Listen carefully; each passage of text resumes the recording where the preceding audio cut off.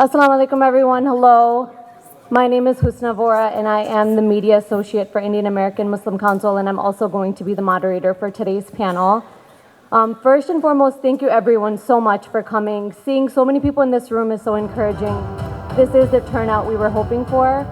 We're so happy you could join us, but we're so sad at the reason why all of us are here. So my name, like I said, my name is Husna Vora. I am a first-generation American, Indian American, that is. And although I was born and raised in this country, my Indian roots are extremely strong.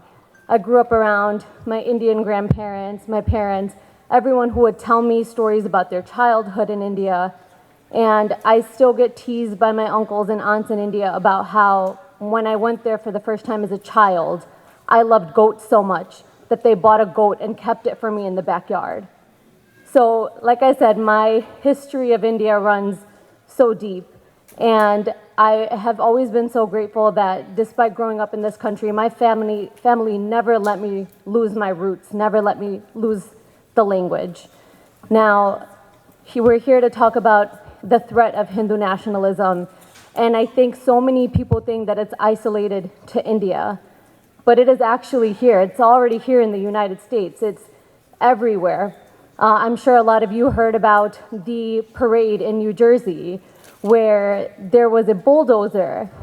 And the bulldozer is a symbol of oppression for Muslims. Muslim houses and businesses and mosques are being demolished by bulldozers. Yet there was a parade with the bulldozer as if it's a celebratory symbol. And thankfully, due to the pushback by the New Jersey Muslim community, Senator Bob Menendez and Senator Cory Booker condemned it.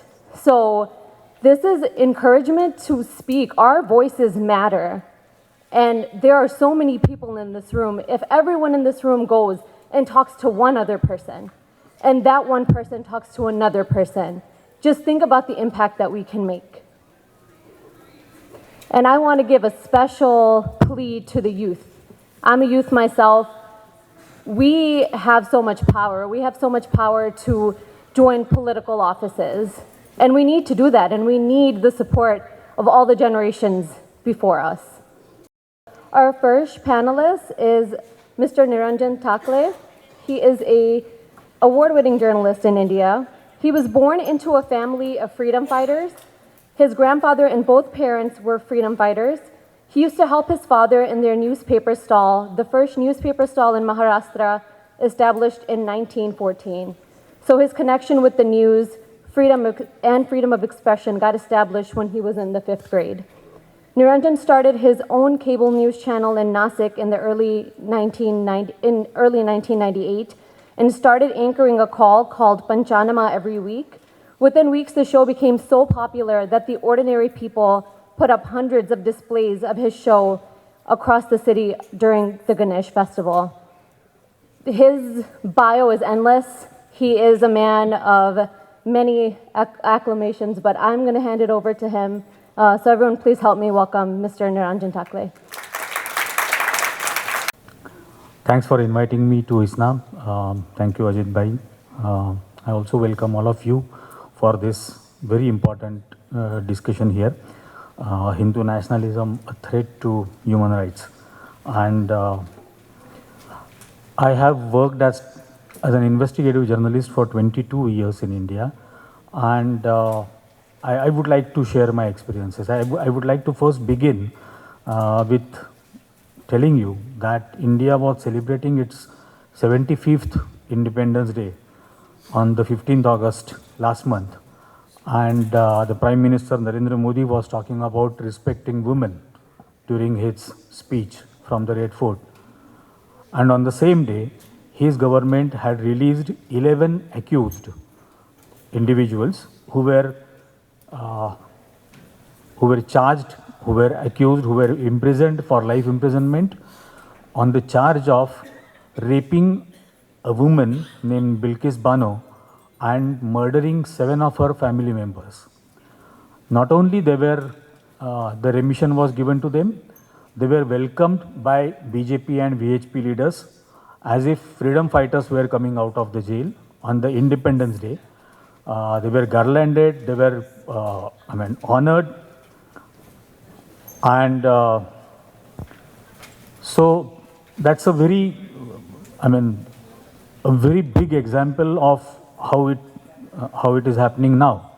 And it's not a case of happening in isolation, because the ideologue of Hindutva, the proponent, Mr. Vinayak Damodar Savarkar, had written long ago in 1923 that rape is a political weapon and it should be exercised against a woman of your opponents, because it demoralizes your opposition, it demoralizes them, they cannot fight back, so rape has to be used as a political weapon. So this is something the ideologue wrote way back in 1923, and the ruling party present today is actually exercising it. So we can imagine what kind of threat this ideology poses. Secondly, the Golwalkar, one of the main ideologues of RSS, Rashtriya Swayamsevak Sangh, in his book called Bunch of Thoughts, which is regarded as a Bible of all Hindu nationalists. In Bunch of Thoughts, Golwalkar wrote that minorities in India will have to either merge and assimilate with the majority community, or they will have to live at the mercy of the majority community. They will not have any special rights, they will not have any rights at all. So this is something which he wrote in the 1930s, and now the government is following it, government is implementing it through several acts and several actions.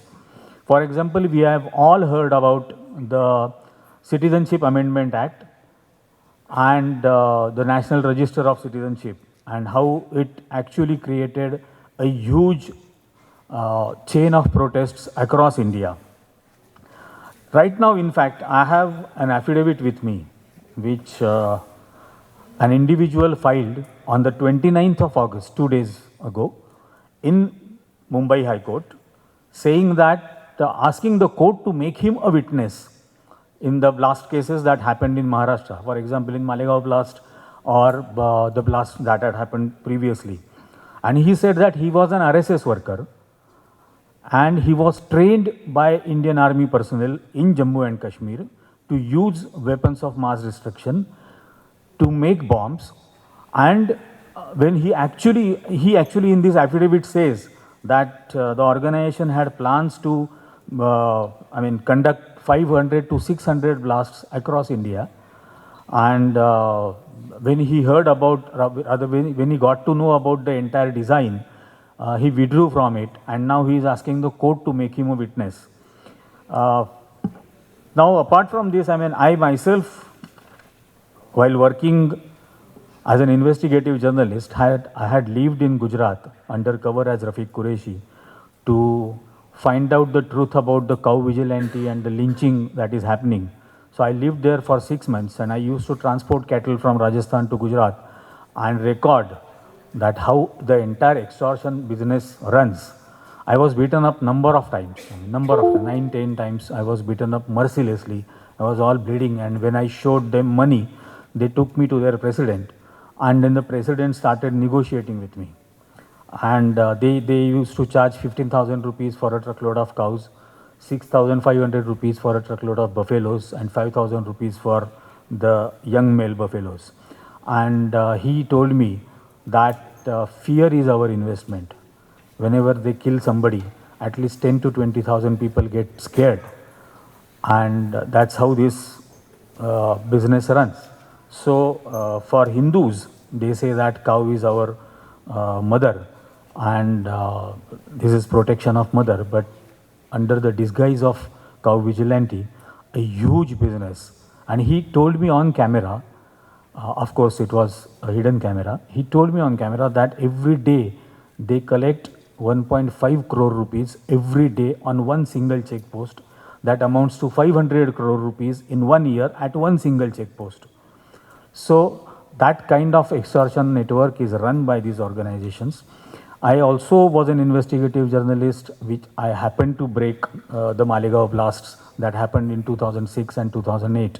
And for the first time, the right-wing leaders like Sadhvi Pragya Singh, Lieutenant Colonel Prasad Purohit, and all of them were arrested. Unfortunately, the government changed in 2014, and the same terrorist accused, Sadhvi Pragya Singh, became the member of parliament from Bhopal. And that's the situation.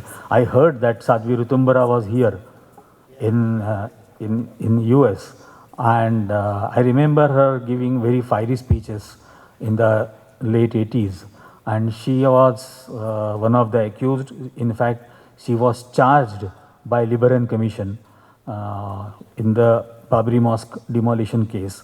The judiciary, unfortunately, today is also completely surrendered, at least in India.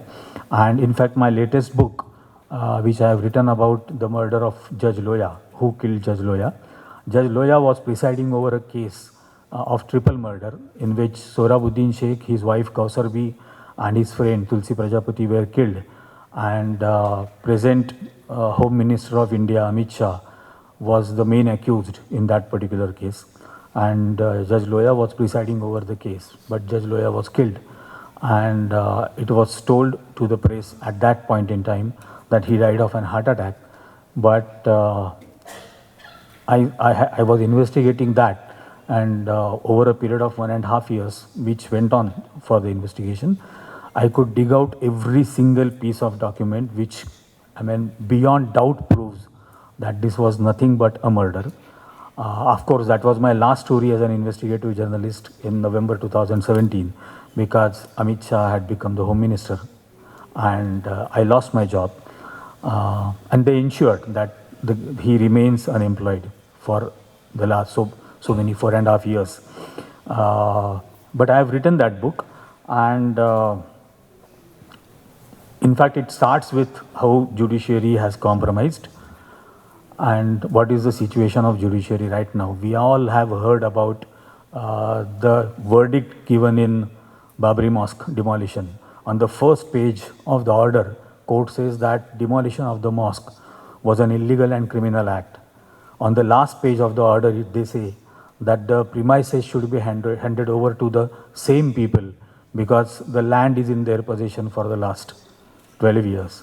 And one of the channels in India had come to me for asking my reaction. And I said that Lord Rama was fortunate that he did not approach Supreme Court, because the Supreme Court would have said that kidnapping is an illegal and criminal act. But Sita remains in Ravan's possession for the last 12 years. So she will remain with him. So that is the kind of situation that has happened in India. This Hindutva ideology, I know for sure that has spread across the world through several organizations like Vishwa Hindu Parishad, Hindu American Foundation, Hindu Swayam Sevak Sangatna, and they are trying to influence policies of foreign countries right now, apart from spreading hatred, because it's only hatred which is on which they can survive. But I believe very firmly in one of the sayings of Mahatma Gandhi, where he said that hatred has an expiry date. Love, brotherhood, fraternity are timeless. Thank you. Thank you so much, Mr. Takle, for those amazing and insightful remarks. And the way you closed out your speech with that quote, that was perfect. So our next panelist, when I asked him what he wanted me to introduce him as, he said he wanted me to introduce him as a grandfather of 3 and someone who loves India. But I think he deserves a little bit more than that. So I'm going to be introducing Dr. Gregory Stanton. He is the founding president and chairman of Genocide Watch. From 2010 to 2019, he was a research professor in genocide studies and prevention at the School for Conflict Analysis and Resolution at George Mason University in Arlington, Virginia. And from 2003 to 2009, he was the James Farmer Professor in Human Rights at the University of Mary Washington in Fredericksburg, Virginia. So that's all I'm going to say. I'm going to let him speak a little bit more about himself and the work he does and about this topic. So Dr. Stanton, let's have you up here. Thank you very much. It's a real honor for me to be here with you.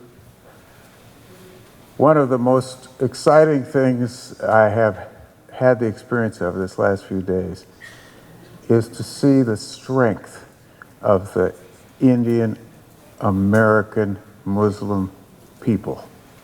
Here in this hotel, I felt like I was back in India. We lived in India for a year.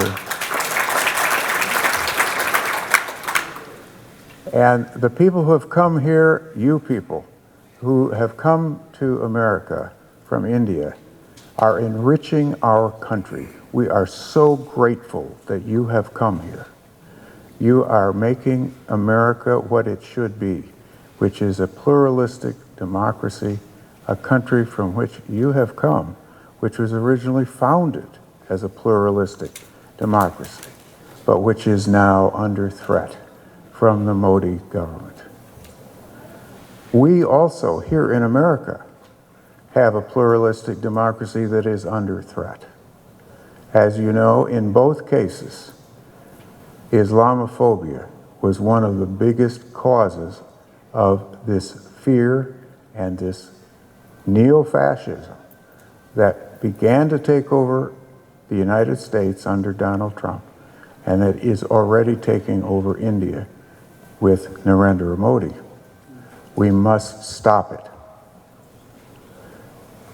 When India became independent in 1947, its founders adopted a secular constitution for a pluralistic society. They rejected Hindu nationalism.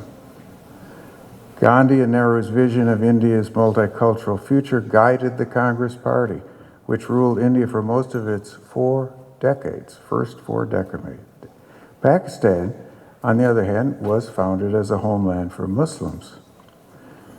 Until the Pakistani Army's genocide in East Pakistan, in Bangladesh in 1971, Pakistan united 2 territories separated by 1,000 miles. That was a mistake. Today, though, there are still more Muslims in India than in Pakistan. 200 million, 12% of the India's population of over 1 billion. Only Indonesia has more Muslims. Islam is a great religion, a great faith. It is a faith that is true to the worship of the one God.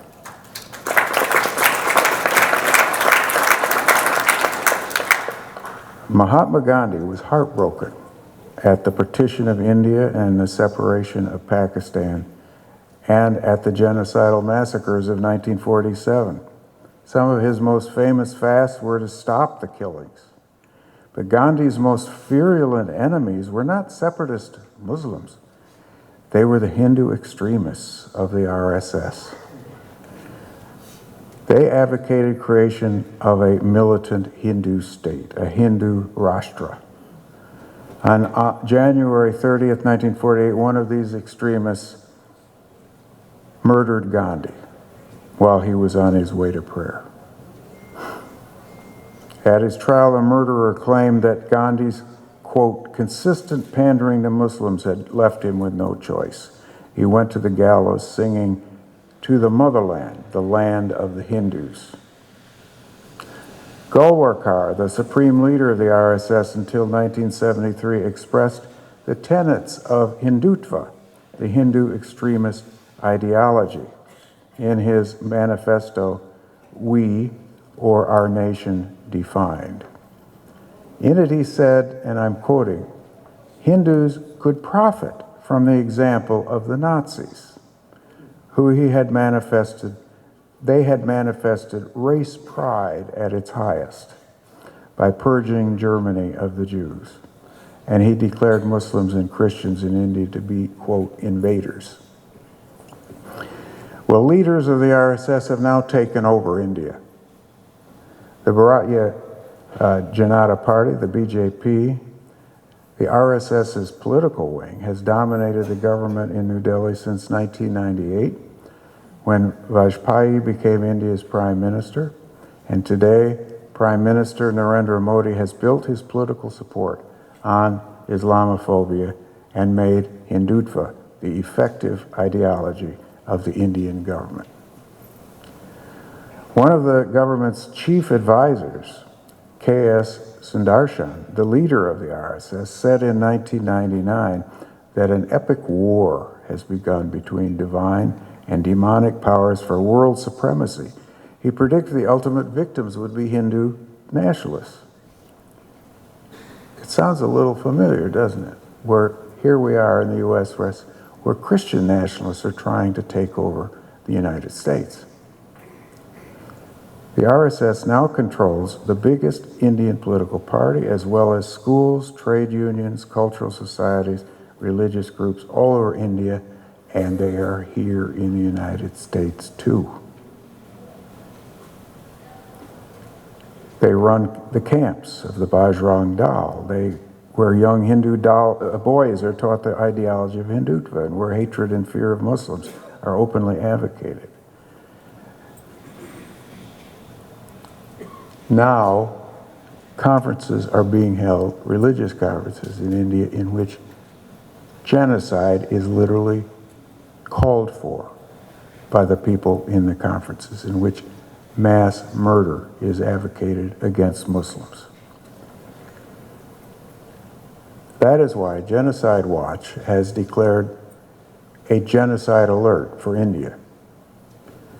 In fact, we declared the first time that there was a genocide alert for India in 2004, after the Gujarat massacres. Because we use a model of the processes that lead to genocide, we often predict genocides long before they happen. And because each of these processes can be stopped in its tracks, genocide can be prevented. But I want to talk to you today a little bit about one of those processes, and that is what I call religious centering, about sacred centers in India and how we see this process unfolding. Most cultures create places of worship where they venerate their gods or other sacred symbols. Places where events in the lives of sacred heroes occurred become venerated. Often churches, temples, or mosques are built over them. In Hinduism, in fact, they even believe that some of the gods were born in these places. But the idea is to culturally contain these sacred forces, which are otherwise dangerous. By being contained, people believe they can control them.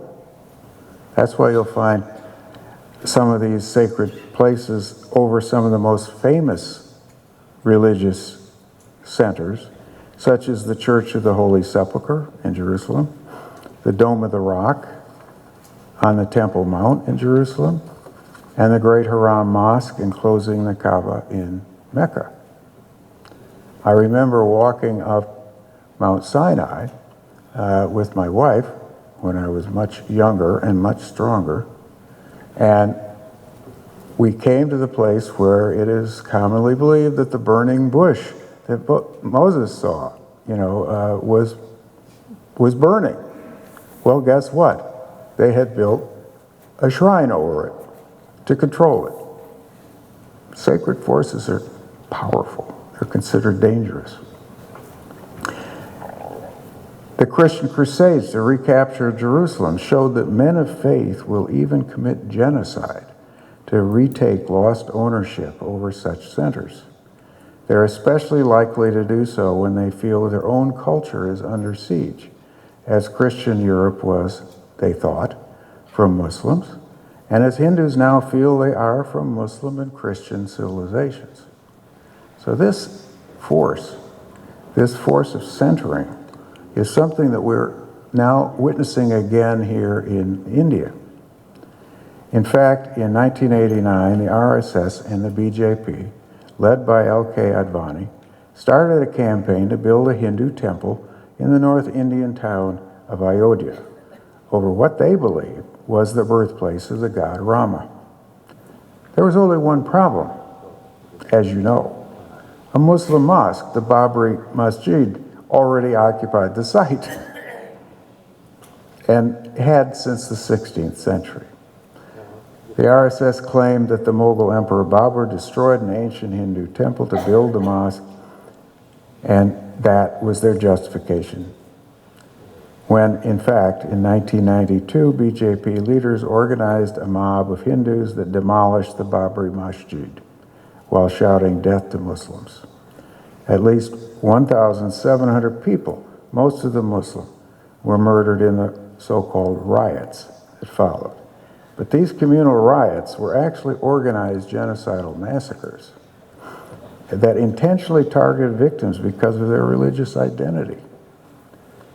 In March of 1993, Muslim terrorists retaliated. The RSS controls the World Hindu Council, which has sponsored the carving of foundations and columns for this Hindu temple that they're building on the site of the Babri Masjid. And regularly, trainloads of Hindu militants would descend upon Ayodhya to demand that the construction commence. For years, they were blocked by court order, but now they are free to build. They are taking over another religious center. And the next thing they will do is try to take over mosques in Varanasi, in Mathura, and other places in India. As you know, in 2002, February 27, 2002, a train car burst into flames in Gujarat, and 59 people, mostly women and children, were burned to death. Who set the fire remains a matter of dispute. But what is clear is that it became the signal for organized genocidal massacres of Gujarati Muslims that took over 1,000 lives, 1,000 Muslim lives. An independent citizens tribunal led by former Chief Justice Krishna Iyer investigated the mass murders. And it noted that the killers used computer printouts of addresses of the places occupied by Muslims to identify their targets. This was organized. Police officers stood by while thousands of Hindus rampaged through Muslim enclaves, raping, shooting, stabbing, looting, and burning. The killers clearly expressed their genocidal intent. They said, kill them all, destroy their society, finish off all the Muslims, don't have mercy. Police officials said that the BJP party instigated the mobs. As one of them said, this was not a riot. It was a state-sponsored pogrom. In spite of this, campaigning on hate and fear, the BJP won a landslide election in December 2002, and Gujarat's chief minister in 2002, who has been a RSS militant most of his life, Narendra Modi, was chief minister. Now, in 2014, he was elected Prime Minister of India. His government is applying the RSS Hindutva ideology to its policies. So let's look at the stages, at the processes of genocide that are underway in India and why Genocide Watch has declared a genocide alert for India. The first stage in every genocide is classification, and India is classified. There are Muslims, there are Hindus, there are Christians, there are Jains, there are people of other faiths, but the main thing is that there is an in-group and an out-group.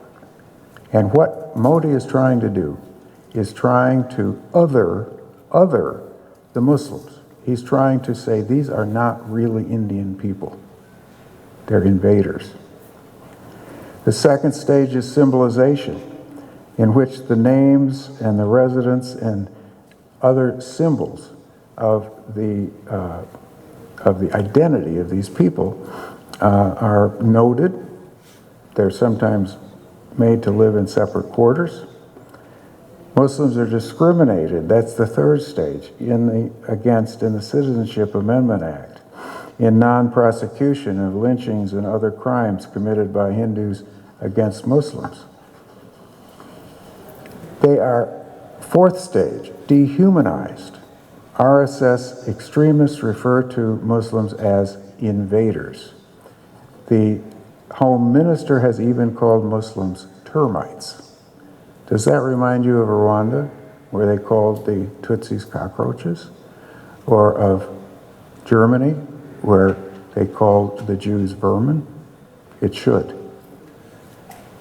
The fifth stage, organization, is also present. The RSS is highly organized.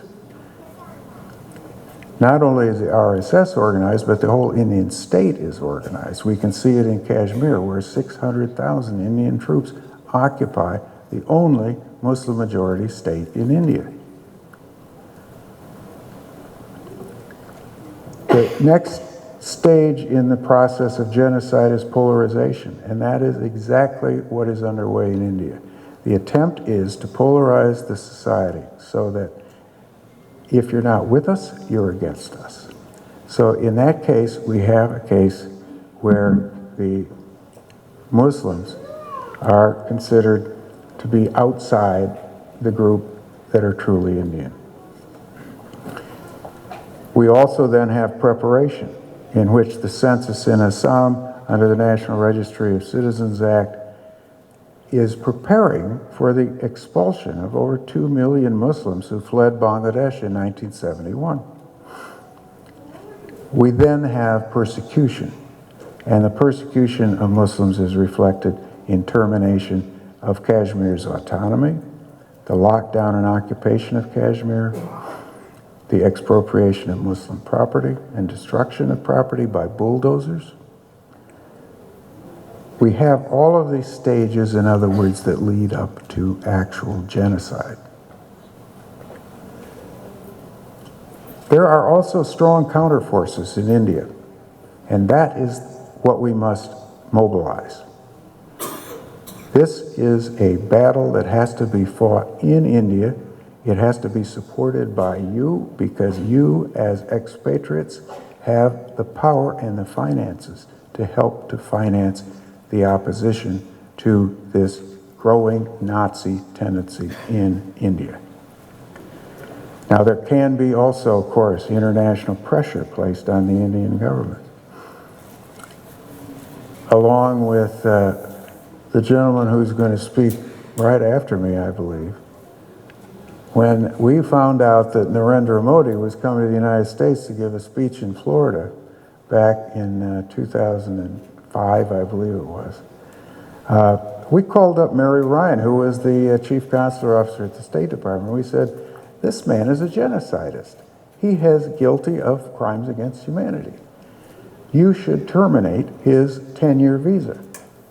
And she did. He was excluded from the United States. I'll finish. Yes. So, there are forces that we can use against this. Right now, we can't exclude him because he's the Prime Minister of India. But what I'm doing is, I'm outlining some of the ways we need to place international force, international pressure on the Indian government. So far, our government has been unwilling to speak out against this. We must change that. We must get the U.S. government to speak out. In Ahmedabad, the Muslims of the Jurapura enclave refer to the road that divides them from the Hindus as the, quote, border. It ends in a green field called Unity Ground, where Hindus and Muslims used to play cricket together. It was the dream of Mohandas Gandhi that the sacred centers of India would be open to people of all faiths, that the borders that divide them would end in a unity ground. May Gandhi's dream again become India's. Thank you so much, Dr. Stanton, for those remarks. Just one of the things that Dr. Stanton talked about is that the Modi government is trying to other religious minorities, especially Muslims. And India is just as much mine and yours as it is Modi's. Even though I'm an Indian American, India is just as much mine as it is Modi's. So I think remembering that India also belongs to us as much as it does anybody else is more of a reason why we should fight. And with that, I want to encourage all of you on your way out. We have 2 tables, and we encourage you all to sign up for volunteering. We have material, we have everything that you're going to need to find out what IAMC is all about. So just want to encourage you all to do that on your way out. Before I talk about Mr. Ajit Sahi, we're going to play a short film that we have.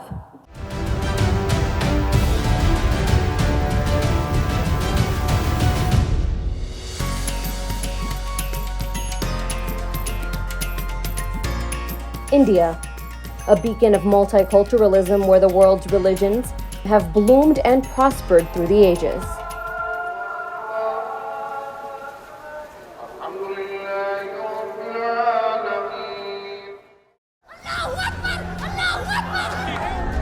But now, the 100-year-old supremacist movement has radicalized millions of Hindus into hatred of Muslims. In August 2022, Hindu supremacists in New Jersey shamelessly displayed a bulldozer at a hate rally. Hindu supremacists in Los Angeles attacked peaceful protesters. A Hindu extremist preacher who spews venom against Muslims spoke at an extremist gathering in Georgia. Notorious Islamophobe, a hate monger. The Indian American Muslim Council leads the fight back against this hatred. IAMC's briefings feature political leaders, human rights defenders, activists, academicians, and journalists from the U.S. and worldwide. IAMC and its partners work consistently to stop Hindu supremacists from injecting Islamophobia in U.S. school curriculum, in the U.S., or compromise academic freedom. Renowned Islamic scholars such as Sheikh Yasif Qadi and Sheikh Omar Suleiman, as well as world's leading genocide scholars such as Gregory Stanton of Genocide Watch, have spoken from IAMC's platforms. Because of IAMC's campaign, New Jersey's supremacists had to apologize for bringing a bulldozer to the rally. Our commitment to the cause of social justice is unwavering.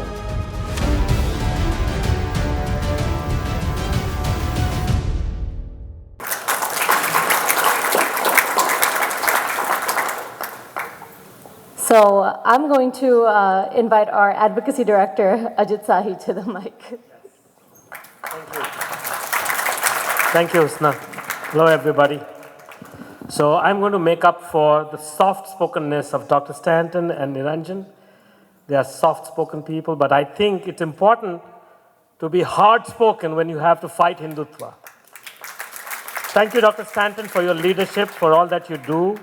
You have literally been, when I started working here in the United States 3 years ago, you were one of the first people I met, and your guidance, your leadership has been, it's been an amazing inspiration for me. So thank you so much. Let's give him a big hand, please.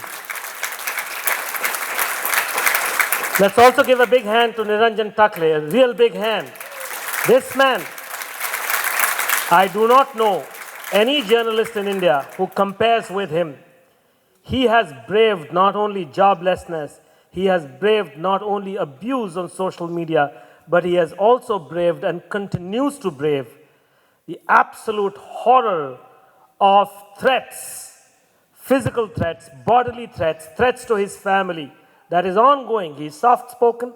He doesn't like to talk about himself, but that is the reality in modern India. And he lives there, unlike me. He lives there and he's facing things. So a big hand for him again. Thank you so much, Niranjan. Thank you for all you do. So we are on deadline here. We've got to leave this room in the next 9 minutes, and I would really like all of you also to hear from Rashid Bhai, who is also, in a way, my mentor. He's our leader. He's been leading this fight for a long time, for 20 years. I'm sure he's going to recognize some of our other colleagues who are in the audience, from the Indian American Muslim Council, as well as our allies, so I'm not going to be taking any more names. I just want, and I see a lot of faces here, I hope that, I can see that some of you, or many of you probably, are not of Indian origin, and this is something critical to understand. 2 points actually. Number one, Hindu nationalism is present in the United States and is expanding at a terrific pace. Number two, Hindu nationalism is against not just Muslims of Indian origin, but against all Muslims. This is critical to understand. We must also recognize the fact that today, perhaps the biggest Islamophobic force in this country is Hindu nationalism. And I am saying that knowing how well entrenched and how strong, how enabled Zionism is in the United States, and still I'm saying this to you, that Hindu nationalism has emerged as of today as one of the largest and the most significant forces of Islamophobia in the United States of America. So it is our duty to fight, and by God are we fighting back. They have, this is literally the Battle of Badr. They have millions of, hundreds of millions of dollars. They have hundreds of organizations. You know, in my free time, when I'm not working, I'm still working. So I go to the internet, I go to Google, and I look up. Okay, I just say Hindu organization Chicago, and I literally get a list of 50 or 60 organizations in just one city. You do that with any city. You type Hindu organizations Atlanta, Houston, Austin, Bay Area, San Francisco, Seattle, St. Paul, Minnesota, Minneapolis, Boston, New York, New Jersey, and you will literally get hundreds of organizations. And we are a tiny community, Indian American Muslim Council and our partners, and yet we are fighting back. So the video that you just saw on 14th of August in the state of New Jersey, in the cities of Edison and Woodbridge, the Hindu nationalists organized a parade and they brought a bulldozer to it. This happened on 14th of August. 14 days later, on 28th of August, we made them apologize for it. Unequivocally, not only did they apologize, they said, we understand that the bulldozer is a divisive symbol and we should not have brought it to the rally, to the parade. And this has been made possible because we have our eye on the ball. We are not going to let them sit easy. In a way, in a very ironic way, they make our job easy because this is the United States of America. This is the land of the free and the brave. As Dr. Stanton said, this is also a multicultural society. Let there be no question that this society, this country, understands and appreciates diversity. It appreciates liberalism and progressivism. And that is why, no matter how much they cloak it, no matter how much they hide it, no matter how much they pretend being a model immigrant minority, and therefore they try to be subversive, it is not going to work out for them in the long run because they will get exposed as they got exposed in New Jersey. So let us be very clear. While Hindu nationalism is expanding in America, so is our fight. Last week, the New York Times carried a guest essay by an Indian journalist who lives in Singapore. And one line really stuck out in that essay, which says, the battle between liberalism and tyranny. The battle between liberalism and tyranny is being lost in India, which is true.